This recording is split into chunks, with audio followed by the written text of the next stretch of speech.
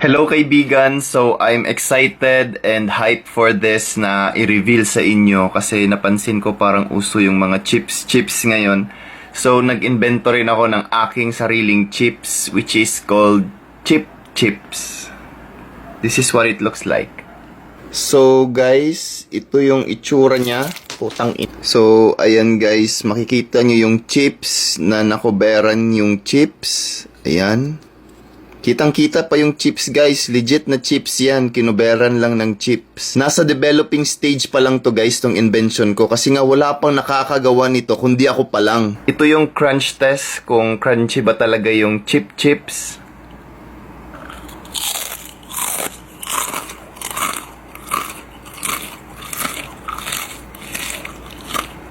So guys, crunchy siya. So guys, abangan nyo yung aking original na creation, Chips. Yun! Uy! Sayang na. Kung ako pa, nako, kaya ko yun naman knockout eh. Sus, yun na sana yung tapos ng laro eh. Dapat sinuntok niya yun dito, yan, dyan. Pag napindot yan dyan, siguradong tulog yung kalaban mo. Panay kasi dito parati yung suntok niya. Sus, naku kung pangap. Ay, naku, yung panahon ko, yung nagbaboxing pa ako. Di nila alam eh, pero nagboxing talaga ako. Hanapin ko yung yung gloves ko. Wait lang. To, dati pag ako, nagbaboxing ako dati, dito talaga yung tira ko. Dyan yung intro. Pararamdam ko sa kanila yung suntok. Tapos yan, uppercut talaga, finishing blow yan. O, dyan muna, dyan, combo muna. Kombohan ko muna yan sila. Tapos yan, sa mukha kaagad, finishing blow yan. Tapos i-twist mo yan. Payan, tingnan mo yung mukha, o, diba? Ganyan ang epekto ng twisting turn punch. O, yan, kita mo? Pag tira mo yan sa mukha, pak, twisting turn. O, diba? Hindi yan kaagad nila mararamdaman, pero mamaya-maya ramdam nila yan. O, diba? Twisting turn punch yan. Basta ganyan. O, ito, tingnan mo ha. O, diba? Nahihirapan na kasi ako sa sitwasyon natin, kaya naisipan ko sanang maghiwalay na lang tayo. Whatever your decision is, I respect your decision. Ganun lang pala talaga kadali sa'yo? Ha? Ganun lang kadali para sa'yo matapos to? Hindi mo man lang ipaglaban? Hindi ka lang man mag-iyak sa harap ko? Siguro tama nga talaga ang decision ko, hiwalayan ka. Wala akong ibang gusto para sa'yo kundi maging masaya. So, kung masaya ka sa decision mo na yan, okay. Grabe yung disrespect!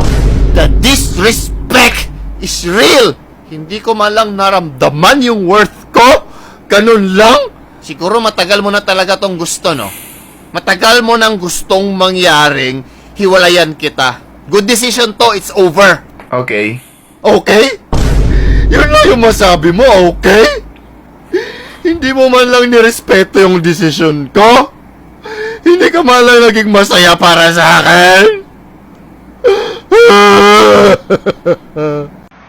Uy, par. Oh, par, kamusta? Okay ka lang? Ha?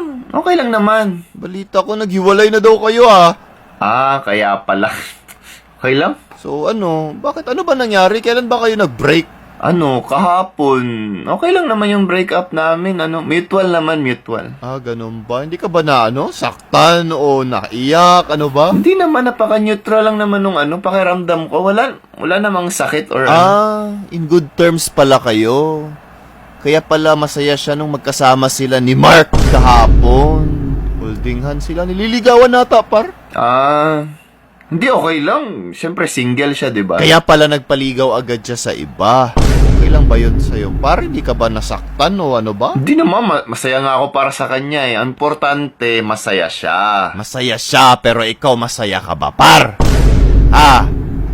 Ito, tanungin kita, mahal mo. Mahal mo ba? Diba? Namimiss mo, diba? Kaya salamat sa pag-ibig mo, ikaw sa puso't isip ko, yung isip ko na inaamin ko na namimiss kita.